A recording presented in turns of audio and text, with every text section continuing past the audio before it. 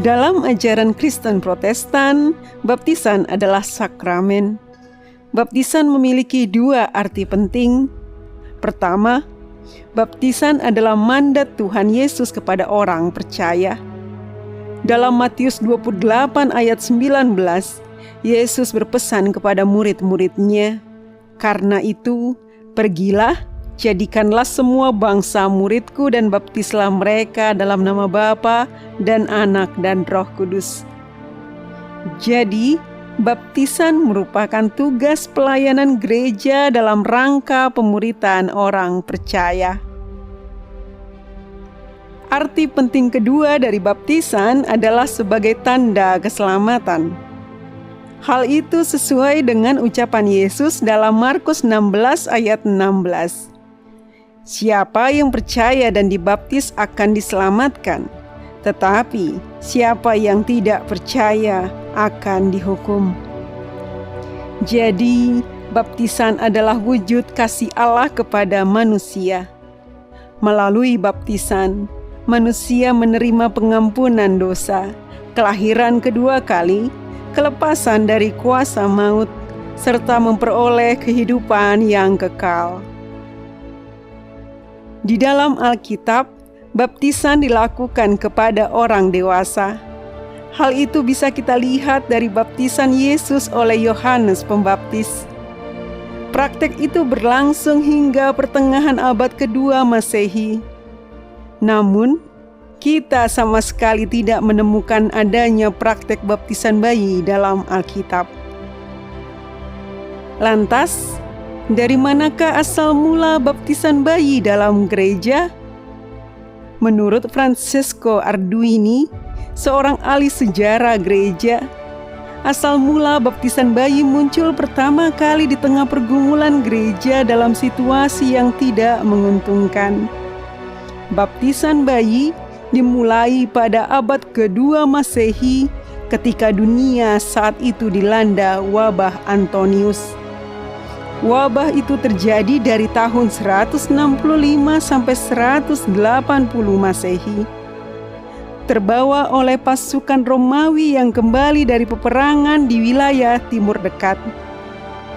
Wabah tersebut menyebabkan sekitar 10 juta orang, atau 6% dari total populasi bumi saat itu, meninggal akibat wabah itu. Orang-orang Kristen tentu saja merupakan bagian dari korban wabah tersebut. Tidak hanya orang dewasa, namun anak-anak juga banyak yang meninggal. Irenaeus, pemimpin gereja Lyon, Prancis, dan hidup dari tahun 130 hingga 202 Masehi, menjadi orang pertama yang memberikan informasi mengenai praktek baptisan bayi.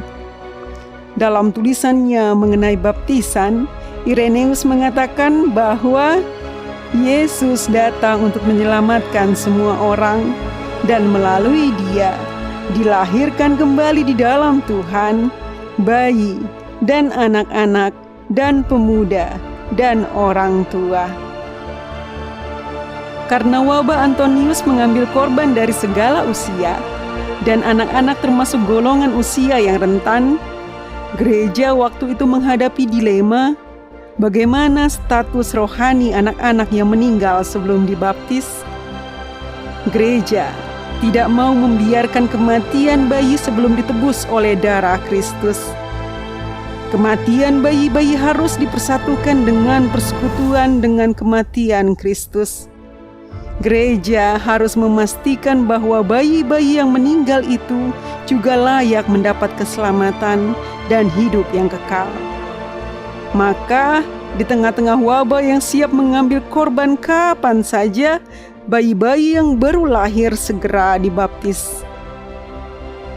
Pada saat itu, baptisan bayi bersifat darurat di tengah wabah yang tidak terkendali.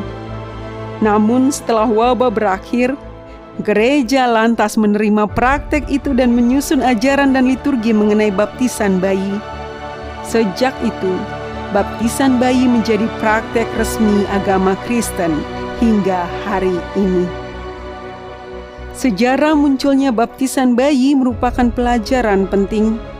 terutama saat ini, di saat kita menghadapi wabah pandemi COVID-19 yang sulit dikendalikan. Sejarah menunjukkan bahwa dalam segala situasi, gereja harus mengupayakan cara terbaik bagaimana menjalankan pelayanan. Gereja tidak boleh diam ketika berhadapan dengan situasi yang dilematis.